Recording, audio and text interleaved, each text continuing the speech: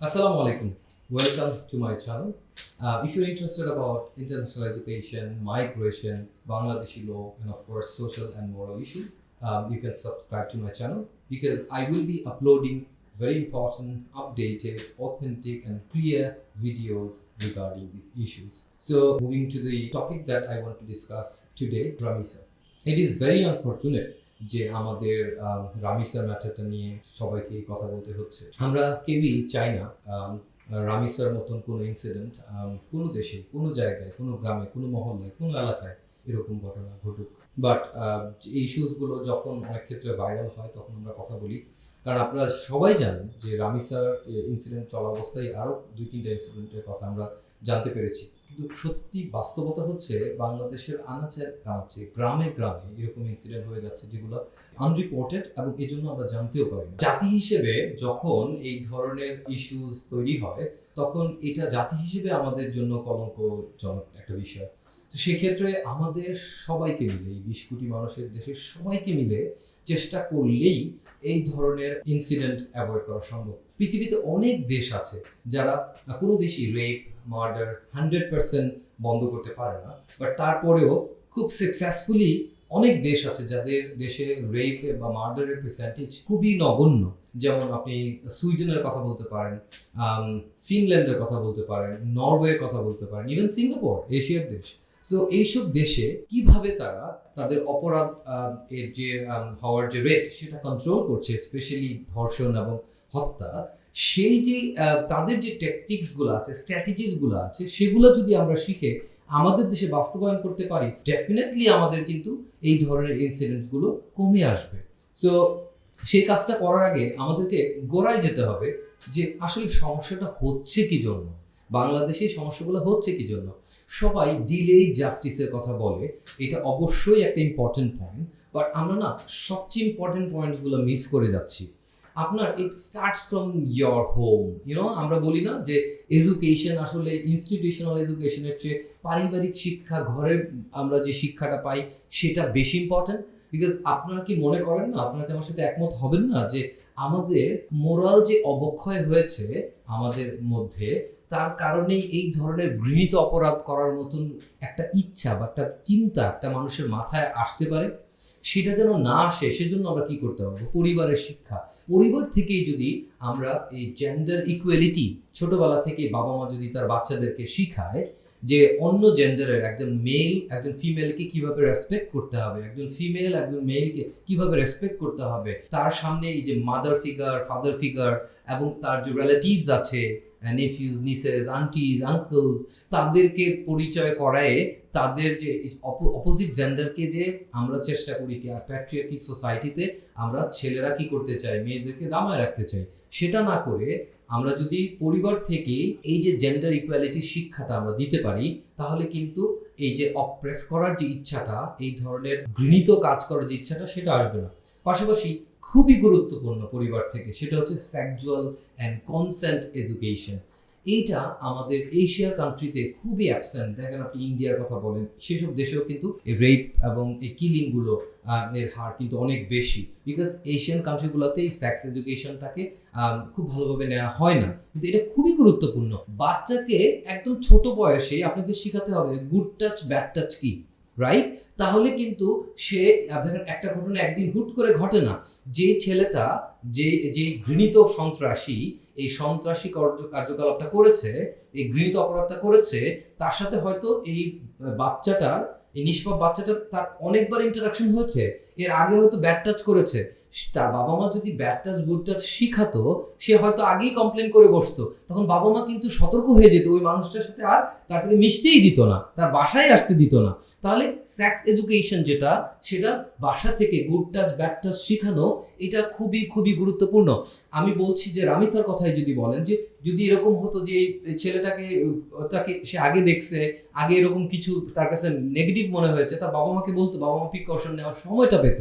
আরও একটা বিষয় আসে, সেটা হচ্ছে কনসেন্ট এডুকেশন। আমরা প্যাট্রিয়ার্কিক সোসাইটিতে মনে করি যে ছেলেরা চাইলে ইভেন তার ওয়াইফের সাথেও যদি তার কোনো সেক্সুয়াল ইন্টিমেসির বিষয় থাকে, সেটা কিন্তু ফোর্সফুলি হতে পারবে না। আপনি যে ধর্মেই হন না কেন, ইসলাম ধর্ম থেকে শুরু করে সব ধর্মেই কিন্তু এই সম্মানটা দেওয়ার কথা বলা আছে। সো ফোর্সফুলি কারোর সাথে বিয়ের পরেও কোনো রকম সম্পর্কে জড়ানো যাবে না। সেই সম্মানটা ছোটবেলা থেকে শিখে আসতে হবে। সো এই যে কথাটা আমি বললাম, এই জায়গাটায় আমরা কি করতে পারি, আমাদের বাবা মাদেরকে আগে সচেতন হতে হবে, বাচ্চাদেরকে ছোটবেলা থেকে শেখাতে হবে। এটা হচ্ছে পরিবার থেকে। দ্বিতীয় যে বিষয়টা সেটা হচ্ছে যে স্কুল থেকে। স্কুলেও আমাদের এটা ম্যান্ডেটরি করতে হবে, গভর্নমেন্ট থেকে ইনিশিয়েটিভ নিতে হবে, লাগে একটা সিলেবাস করেন, একটা চ্যাপ্টার করেন, একটা সাবজেক্ট করেন। এটা হয়তো আপনার পরীক্ষা নেওয়ার প্রয়োজন হবে না, কিন্তু ক্লাসে একটা সাবজেক্ট আকারে রাখেন না, অপশনাল সাবজেক্ট কতই তো পড়ান। আমাদের দেশে যে এডুকেশন সিস্টেম, আমরা 12-14টা সাবজেক্ট পড়ে ফেলি, মনে হয় একসাথে সায়েন্টিস্ট হয়ে যাচ্ছি, একসাথে আমি ম্যাথস শিখতেছি, কেমিস্ট্রি শিখতেছি, সবই একসাথে পড়তেছি। তো একটা এরকম সাবজেক্ট যেটা নাকি তার জীবনের জন্য গুরুত্বপূর্ণ, তার বেঁচে থাকার জন্য গুরুত্বপূর্ণ, তার নিরাপদ থাকার জন্য গুরুত্বপূর্ণ, সেই সাবজেক্ট আমরা রাখতে পারি না। সো সেটা আমরা স্কুলেও করতে পারি। সো যে কথাটা বললাম যে এই sexual education, sex related education and consent education, এটা একদম বাসা থেকে শুরু হতে হবে, স্কুলে থাকতে হবে, এবং সরকারকে নীতিগত যে সিদ্ধান্ত নিয়ে সেটা ইমপ্লিমেন্ট করতে হবে, অ্যাওয়ারনেস ক্রিয়েট করতে হবে। তাহলে দেখা যাবে যে অনেক ঘটনা ঘটার আগেই সেটা প্রিভেন্ট করা যাবে। যে সুইডেন, নরওয়ে, ফিনল্যান্ড, সিঙ্গাপুর, এইসব দেশে যে আমি উদাহরণ দিচ্ছি, সেসব দেশে এগুলো খুব শক্ত আকারে করা হয়েছে, খুব স্ট্রিক্টলি ফলো করা হয়, যে কারণে এন্ড রেজাল্টটা কি, ধর্ষণের সংখ্যা তাদের দেশে অনেক কমে গেছে। তারপরে আমরা যেটা আমার কাছে মনে হয় যে খুবই গুরুত্বপূর্ণ, আমরা আপনারা যারা লিগাল, যেমন আমি 2012-তে আমি ব্যারিস্টার ল ডিগ্রি শেষ করেছি from England. For the last 14 years I've been practicing as a lawyer in Bangladesh. So আমি আমার ল প্র্যাকটিসে আমি দেখেছি লিগাল ডেভেলপমেন্টগুলোর সাথে বেশ কিছু পরিবর্তন কিন্তু আনা হয়েছে। স্পিড ট্রায়াল করার জন্য, আলাদা কোর্ট করার জন্য, ইনভেস্টিগেশন তাড়াতাড়ি শেষ করার জন্য পদক্ষেপ কিন্তু অনেক কিছু নেওয়া হয়েছে। আপনি থানায় গেলেও দেখবেন যে যারা শিশু এবং নারী, তাদেরকে জন্য থানায় যাওয়ার পরপরই সেবা দেওয়া হয়, সেই ধরনের ব্যবস্থা চেষ্টা করা হয়েছে। কিন্তু সবগুলো একসাথে ফাংশন না করলে ইফেক্টিভ হয় না। সেজন্য আমাদের বড় একটা সময় এসেছে, এখন সরকারকে ভাবতে হবে যে এই ধরনের অফেন্সের জন্য আমরা আলাদা ইনভেস্টিগেশন টিম করতে পারি। আমরা জানি যে পুলিশের আমরা অনেক ডিপার্টমেন্ট আছে যারা ইনভেস্টিগেশন করে, পিবিআই করে, সিআইডি করে, পুলিশ যা আছে সে তারা তো করেই, থানাগুলো তো করেই। সো তেমনিভাবে আমরা একটা ইনভেস্টিগেশন ডিপার্টমেন্ট করতে পারি শুধুমাত্র এই চাইল্ড অ্যান্ড উইমেন রিলেটেড যে অফেন্সেসগুলো আছে, ঘৃণিত অপরাধগুলো, সেগুলোর জন্য। এবং অবশ্যই তাদেরকে স্পেশালাইজ ট্রেনিং করাইতে হবে। একটা বাচ্চার সাথে কথা বলে সে কিন্তু ফ্লুয়েন্টলি, আমরা যেভাবে একজন অ্যাডাল্ট হয়ে যে একটা ঘটনা বর্ণনা করছি, তারা কিন্তু সেটা বলতে পারে না, তারা ভয় পায়। এবং যারা অপরাধ করে তাদেরকে ভয় দেখায়, বছরের পর বছর ভয় দেখায় তাকে ধর্ষণ করছে। সো আমাকে ট্রেনিং করাইতে হবে। প্রয়োজনে বিদেশ থেকে আমরা ট্রেনার নিয়ে আসতে পারি, এনে স্পেশালাইজ ট্রেনিং করে একটা স্পেশালাইজ ডিপার্টমেন্ট করতে পারি, যারা নাকি এই তদন্তগুলো করে যাবে। তাহলে দেখবেন কি অনেক যেগুলো আনরিপোর্টেড ইনসিডেন্ট, সেগুলো রিপোর্ট হওয়া শুরু করবে এবং কুইক টাইমে তদন্ত হবে। এবং সবচেয়ে বড় কথা, তদন্ত অ্যাকুরেট হবে, যার উপর যে আমরা যে জাস্টিসের কথা বলছি, ন্যায় বিচারের কথা বলছি, সেটা এস্টাবলিশ করা যাবে। সো আমি যেটা বললাম প্রথমেই, যে একদম বাসা থেকে, পরিবার থেকে এডুকেশন দেওয়া, ইনস্টিটিউশনে দেওয়া, সরকারের নীতিগত সিদ্ধান্ত নিয়ে প্রয়োজন একটা চ্যাপ্টার বা সিলেবাসে অ্যাড করা বা সাবজেক্ট অ্যাড করা, তারপর একটা স্পেশালাইজড আমরা ইনভেস্টিগেশন টিম যাদেরকে স্পেশালি ওই ট্রেনিংটা দেওয়া হবে। তারপরে আপনারা জানেন ধর্ষণ রিলেটেড বিষয়গুলোতে আমরা দেখি ডিএনএ ইনক্লুশনটা খুবই ভালো একটা বিষয়, বাট আমাদেরকে ঢাকার বাইরে সব জায়গায় ডিএনএ টেস্টের জন্য এনাফ রিসোর্সেস কি বাংলাদেশে আছে? নাই। সো সেটা তাড়াতাড়ি ক্রিয়েট করেন না কেন? যে ধর্ষণের পর আপনারা জানেন আলামত নষ্ট হয়ে যায়, খুব অল্প সময়ের মধ্যেই আমাদেরকে এই মেডিকেল টেস্ট আন্ডারগো করতে হয়, সেইটা কেন আমরা বাড়াচ্ছি না? এটা অনেক টাকা বাজেট লাগে না? আমরা হাজার হাজার কোটি টাকা বিভিন্ন ফেইল প্রজেক্টে ইনভেস্ট করে সরকার আমরা করছি, কিন্তু তাহলে এই এত বড় আমার জীবনের বাঁচা মরার বিষয়, জীবনের নিরাপত্তার বিষয়, সেখানে আমরা সারা বাংলাদেশ ব্যাপী এই স্পিড টেস্ট করার জন্য, কোভিডের সময় স্পিড টেস্টের কথা মনে আছে আপনাদের? প্রয়োজন হয়েছে, করেছি না? সো আমরা গভর্নমেন্ট চাইলে কিন্তু স্পিড টেস্টিং এর জন্য মেডিকেল অ্যান্ড ডিএনএ টেস্টের ব্যবস্থা করা উচিত, এবং নমুনাগুলো যাতে সংরক্ষণ করা হয় ফর লঙ্গার পিরিয়ড, সেটা এনশিওর করা উচিত। পাশাপাশি আপনি ন্যায় বিচার কাদেরকে দিয়ে করবেন? এই অপরাধ প্রমাণ করার জন্য এই মেডিকেল ডিএনএ সহ আরো বড় একটা পার্ট হচ্ছে উইটনেসেস, যারা কোর্টে যে সাক্ষ্য প্রমাণের মাধ্যমে অপরাধটা প্রমাণ করবে। আমাদের উইটনেস প্রোটেকশনের জন্য এনাফ লজ নাই, প্রোটেকশন নাই। আমরা যে দেখি যে খুব পাওয়ারফুল, তারা কি করে, লোকাল অ্যান্ড পলিটিক্যাল ইনফ্লুয়েন্স করে মামলা উঠাইতে প্রেশারাইজ করে, যারা তার বিপক্ষে গিয়ে সাক্ষী দিবে তাদেরকে সব ধরনের ভয়ভীতি দেখায়, এবং অনেক ক্ষেত্রে আমরা দেখি উইটনেস কিলিং এরও বিষয় চলে আসে। তাহলে আপনাকে উইটনেস কেন হবে বলেন? পরবর্তীতে 2, 3, 4, 5 বছর পরে ওই উইটনেস গুলো পাওয়া যায় না, মামলা খালাস হয়ে যায়। সো আপনাকে যাতে ন্যায় বিচার এনশিওর করতে গেলে উইটনেস প্রোটেকশন লটাকে আরো স্ট্রেনথেন করতে হবে, এবং এই বিষয়ে স্পেশাল নজরদারি করতে হবে যে উইটনেসদের যেন প্রেশারাইজ করা না হয়, তারা যেন আবার ভিক্টিমাইজ না হয়। সো এই কয়েকটা জিনিস একসাথে কম্বাইন করে যদি আমরা করতে পারি, social and moral education, dedicated team for investigation of these sort of heinous crimes, যেগুলো ঘৃণিত অপরাধের জন্য তাদের স্পেশাল ট্রেনিং। ইভেন আমরা এই যে একটা বিষয় আমরা জানি যে আমি আইনের খুব ডিটেইলে যাব না, বাট আমরা জানি বেইলেবল নন বেইলেবল অফেন্সের কথা, যে আমরা জানি যে এই অপরাধগুলো নন বেইলেবল হয়। বাট আমাকে অনেক সময় গত 14 বছরে আমি কোশ্চেন পেয়েছি, আপনারা বলছেন নন বেইলেবল অফেন্স, তার মানে লিটারাল ইন্টারপ্রিটেশনের সাধারণ মানুষ যে আইন পড়েনি তার কাছে মনে হয় নন বেইলেবল মানে বেইল হবে না। বাট বাস্তব অর্থে বেইলেবল হোক আর নন বেইলেবল হোক, সব অফেন্সেই কিন্তু বেইল হয়। কিন্তু আমরা এই বিশেষ করে ধর্ষণ এবং ধর্ষণের সাথে হত্যার যে অপরাধগুলো আছে, সেই জায়গায় আমরা যদি একটা পলিসি ঠিক করে নিতে পারি, বিচারকরা আছেন, আইনজীবী যারা আছেন, যেমন রামিসার ম্যাটারটায় ঢাকা জজ কোর্টে কোনো লয়ার পার্টিসিপেট করবে না আসামি পক্ষে, এটা তো বিশাল একটা পাওয়া। এটা একজন আইনজীবী হিসেবে আই ফিল প্রাউড। সো আমরা যদি এই বিষয়গুলোতে এরকম করতে পারি যে আদালত এই বিষয়টা খুব স্ট্রিক্টলি দেখবে, খুব অল্প সময়ের মধ্যে ট্রায়াল শেষ করে ফেলবে, এবং এই সময়টায় যদি সত্য মিথ্যা প্রমাণ না হয় সেই সময়টা যাতে বেইল না দেওয়া হয়, তাহলে কি হবে? কারণ বেইলে যখন বের হয় তখনই কিন্তু কি করে, ইনফ্লুয়েন্সটা খাটায়, লোকাল পলিটিক্যাল ইনফ্লুয়েন্স বা মনিটারি ইনফ্লুয়েন্স খাটায়া এটাকে ভিন্ন খাতে ডাইভার্ট করার চেষ্টা করে, এবং মামলাগুলো শেষ পর্যন্ত দেখা যায় যে শেষ পর্যন্ত সাকসেসফুলি প্রুভ করা যায় না। আপনারা জেনে অবাক হবেন, এই রেপ রিলেটেড কেসগুলোর সাকসেস রেট লেস দেন 40%। 100টা মামলা হলে দেখা যায় যে 40টার বেশি প্রমাণ করা সাকসেসফুলি সম্ভব হয় না। হয়তো এই রেপগুলো খুব জেনুইন, বাট প্রুফ করা যায় না। আবার এর সাথে সাথে ফলস রেপ অ্যালিগেশনও কিন্তু আছে। We have to be very careful. অনেকেই কিন্তু সেটাও করে। সেই ক্ষেত্রে যেন একজন ইনোসেন্ট মানুষ ক্ষতিগ্রস্ত না হয়, সেটাও আমাদেরকে কিন্তু ইকুয়ালি কনসিডার করতে হবে। বাট সেটার নাম্বারটা, পার্সেন্টেজটা খুবই কম। বেশিরভাগ ক্ষেত্রে জেনুইন রেপ কেসগুলোই আমরা প্রমাণ করতে ব্যর্থ হই। এটা জাতি হিসেবে আমাদের বিশাল বড় ব্যর্থতা। নতুন সরকার এসেছে, অনেক কিছু পরিবর্তনের চেষ্টা করছে। ফিউ ডেকেডস ধরে এই বিষয়গুলো আমাদের চলে আসতেছে, আমরা কিন্তু অ্যাড্রেস করতে পারছি না। সো আমি মনে করি এই বিষয়গুলো যদি আমরা একসাথে অ্যাড্রেস করতে পারি, সরকারের এখন সময় এসেছে। আপনারা এই সেক্স অ্যান্ড কনসেন্ট এডুকেশন আপনারা সিলেবাস করেন, চ্যাপ্টার করেন, বানাই, সেটা এনশিওর করেন যে তারা ছোটবেলা থেকে শিখতেছে। আমরা হিস্ট্রির অনেক কিছুই করি যেগুলো বাকি জীবনে কোনো কাজে লাগে না, বাট তার জীবনে যেটা কাজে লাগে সেগুলা পড়ান। তার মধ্যে আরও একটা বিষয় আসতে পারে, সেটা হচ্ছে যে মানি ম্যানেজমেন্ট। পৃথিবীতে আপনি বেঁচে থাকা অবস্থায় মানি ম্যানেজমেন্ট প্রত্যেকটা বাচ্চার জানতে হবে। সে যদি সেই শিক্ষাটা না পায়, তাহলে সে ডাক্তার, ব্যারিস্টার, ইঞ্জিনিয়ার, ব্যবসায়ী যাই হোক না কেন, জার্নালিস্ট যাই হোক না কেন, মানি ম্যানেজমেন্ট না শিখলে কিন্তু সে সাকসেসফুলি তার লাইফটা কাটাতে পারবে না। সেগুলো চ্যাপ্টারে ইনক্লুড করেন, সেগুলো সাবজেক্ট ইনক্লুড করেন। আমাদের নতুন যে শিক্ষামন্ত্রী, ইজ ভেরি প্রমিজিং। উনি অনেক কিছু পরিবর্তনের কথা বলছে, আগেও যারা ছিল তারাও সবসময় বলছে, বাট আলটিমেটলি আমরা দেখি যে কথাগুলো কথার মধ্যেই থাকে, ওইরকম বড় কোনো ধরনের পরিবর্তন আসে না। সো আমি রিকোয়েস্ট করবো, হাম্বল রিকোয়েস্ট থাকবে যে এই দুইটা জিনিস আপনারা ইনক্লুড করেন আমাদের সিলেবাসে। একটা হচ্ছে সেক্স অ্যান্ড কনসেন্ট এডুকেশন, দ্বিতীয়ত হচ্ছে আপনার যেটা আমরা বললাম যে মানি ম্যানেজমেন্ট রিলেটেড যে এডুকেশন।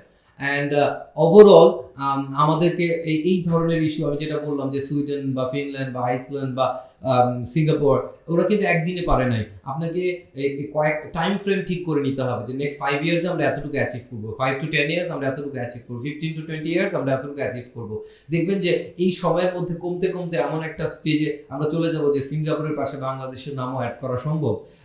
বিকজ এটা তো শিওর 99.99% মানুষ এই ধরনের অপরাধ করবেও না, চিন্তাও করবে না, তারা এর এগেনস্টে পারলে এটা প্রিভেন্ট করবে। বাট ওই 0.1% মানুষ যারা অপরাধী, যারা মানুষের প্রতি দেখতে, তাদেরকে প্রিভেন্ট করার জন্য 99% মানুষ এনাফ না। আপনি একটা ফুটবল ম্যাচ দিয়েছেন, এখানে 100 জন মধ্যে 99 জন এক সাইডে আর একজন আরেক সাইডে, 99 জন মিলে তাকে হারাতে পারবেন না? পারবেন কখন? যখন 99 জন একসাথে কাজ করবে, তখন ওই লোক তো গোলকিপার হবে না খেলবে, রাইট? বাট আমরা যখন ক্যানভাস তৈরি করে ফেলি, তখন একজন মানুষই জিতে যায় তো না। সো এই জায়গাটায় আমাদেরকে একটা কম্বাইন এফোর্ট দিতে হবে। আমাদের সোশ্যাল মিডিয়াগুলোতে জার্নালিস্ট যারা আছে তাদের দায়িত্ব আছে, আইনজীবী আছে, প্রত্যেকটা পেশায় যারা আমরা আছি সবাই আমাদের দায়িত্ব আছে আমাদের জায়গা থেকে যেভাবে সোশ্যাল অ্যাওয়ারনেস ক্রিয়েট করা সম্ভব সেভাবে অ্যাওয়ারনেস ক্রিয়েট করার চেষ্টা করতে হবে। সর্বোপরি এটা ভালো একটা জায়গা যাওয়া পর্যন্ত বাবা মাকে, শিক্ষকদেরকে অনেক বেশি কেয়ারফুল হতে হবে। এবং একটা বড় বিষয় হচ্ছে আইন শৃঙ্খলা বাহিনীর। ভাই আপনাদের অনেক ক্ষেত্রে কিন্তু এই রিপোর্টসগুলো থানা পর্যন্ত যায় না, কারণ আমরা হয়তো ধরেই নেয় যে থানায় গেলে এটা টাকা পয়সা দিয়ে আসামির সাথে আমাদেরকে সেটেল করাই দিবে, হ্যাঁ উনি টাকা পয়সা নিয়ে নেবে, ঘুষ খাবে, এই ধরনের কারণে কিন্তু যায় না। তাহলে আমাদেরকে এই ট্রাস্টটা, সাধারণ মানুষের ট্রাস্টটা ফেরত আনতে হবে পুলিশের, যে হ্যাঁ এইসব বিষয়ে থানায় যদি কোনো অভিযোগ বা যে কোনো বেআইনি ঘটনার বিষয়ে থানায় অভিযোগ দেওয়া হয়, no matter what is their background, what is their political identity, তাদেরকে কোনো রকম সুবিধা দেওয়া হবে না। এই গ্যারান্টি যদি বাংলাদেশের মানুষ পায় তাহলে ডেফিনেটলি থানায় গিয়ে কমপ্লেন করবে। আর আমার কাছে একটা জিনিস আমরা হয়তো মিস করে যাই, যে আরও একটা ভাবে পৃথিবীতে অ্যাজ এ ব্যারিস্টার আমি যখন বিভিন্ন দেশের ল নিয়ে পড়াশোনা করেছি, কম্পারেটিভ স্টাডি করেছি, তখন দেখেছি দুইভাবে করা হয়। একটা হচ্ছে প্রিভেন্টিভ মেজার্স, আরেকটা হচ্ছে যে আমরা অনেক আইনটাকে, আমরা পানিশমেন্টগুলোকে অনেক বেশি স্ট্রং করার চেষ্টা করি, স্ট্রিক্ট করার চেষ্টা করি। সেটা ইম্পর্টেন্ট, ফাঁসি দেওয়া খুব important, but at the same time এইটা বেশি ইম্পর্টেন্ট যে জাস্টিস হচ্ছে কিনা। বিকজ অপরাধী যারা 0.1% তাদের মাথায় থাকতে হবে যে আমি যদি আজকে অপরাধ করি আমাকে সাজা পাইতেই হবে, যাবজ্জীবন হোক, ফাঁসি হোক, আমাকে সাজা পাইতেই হবে। তো যখন এই ইনসিডেন্টগুলো আমরা দেখবো, জার্নালিস্টরা 2 মাস পরে, 6 মাস পরে, 1 বছর পর, 2 বছর পরে যখন ট্রায়াল শেষ হবে, ফাঁসি হবে, খুব ঢালাও আকারে এটা প্রচার করেন না কেন সবাই সোশ্যাল মিডিয়াতে, যে অমুক মামলা হয়েছিল এটা ফাঁসি হচ্ছে আজকে, তার অপরাধ ছিল ধর্ষণ, হত্যা। তাহলে এন্ড রেজাল্টটাও দেখাইতে হবে ঠিকভাবে, রাইট? খালি মামলা হয়েছে তো দেখাইলে হবে না, রাইট? ওইটাও দেখাই। যখন আসামিগুলো দেখবে যে এই সকল অপরাধ করে বেঁচে যাওয়ার কোনো সুযোগ নাই, তারা ভয় পাবে, তারা চিন্তা করবে যে না, সুযোগ নাই। এই জন্য কিন্তু ইসলামে প্রকাশ্যে শাস্তি দেওয়ার কথা বলা হয়েছে, যে justice has to be done, at the same time justice needs to be seen to be done. Justice করতে হবে, জাস্টিস দেখাইতে হবে, করতে হবে ওই কেসে যে আমাদের ইনোসেন্ট মানুষটা ছিল, তার আত্মার শান্তির জন্য, তার পরিবারের জন্য, যে সে বিচারটা পাইছে। আর justice seen to be done, future যারা আমাদের রং ডুয়ার্স আছে, ক্রিমিনালস আছে, তারা যাতে সতর্ক হয় না, এই ধরনের অপরাধ বাংলাদেশে করে পার পাওয়া যাবে না। সো এই বিষয়ে যারা সংশ্লিষ্ট আছেন তাদেরকে আমি হাম্বল রিকোয়েস্ট করব এই জিনিসগুলো হাই টাইম অ্যাড্রেস করেন, এবং বিশেষ করে প্যারেন্টস এবং টিচার্স যারা আছেন, গার্ডিয়ানস যারা আছেন, তাদেরকে হাম্বল রিকোয়েস্ট করবো এই জিনিসগুলো এখনই বাচ্চাদেরকে শেখানো শুরু করেন। পাশাপাশি আমরা যারা বিভিন্ন প্রফেশনালস আছি তাদেরকে রিকোয়েস্ট করবো আপনি আপনার জায়গা থেকে এই অ্যাওয়ারনেসটা ক্রিয়েট করেন, যেন রামিসার মতো কেস আমাদের দেশে না হয়। আমরা এছাড়া শূন্যের কোটায় নিয়ে যেতে পারি, আমরা একসময় সেই সিঙ্গাপুর, আইসল্যান্ড, নরওয়ে, সুইডেনের মতো দেশের কাতারে যেতে পারি, যেখানে এই ধরনের ঘৃণিত অপরাধের সংখ্যা কমে যায়। Before I go, just to tell you again, if you are interested about international higher education, migration, Bangladeshi law, and social and moral issues, you can subscribe to my channel. I am Barrister Imam Hassan, Advocate Bangladesh Supreme Court. I will be trying to upload very informative, latest and authentic, clear videos regarding these issues. আমার গত 14 বছরের অভিজ্ঞতা দিয়ে আমি চেষ্টা করব সবসময় এই ভিডিওসগুলো দিয়ে আপনাদের সাথে থাকতে। আপনারা সবাই ভালো থাকবেন। যারা ধৈর্য নিয়ে এই পর্যন্ত ভিডিওটা দেখেছেন তাদের জন্য স্পেশাল থ্যাঙ্কস। আসসালামু আলাইকুম।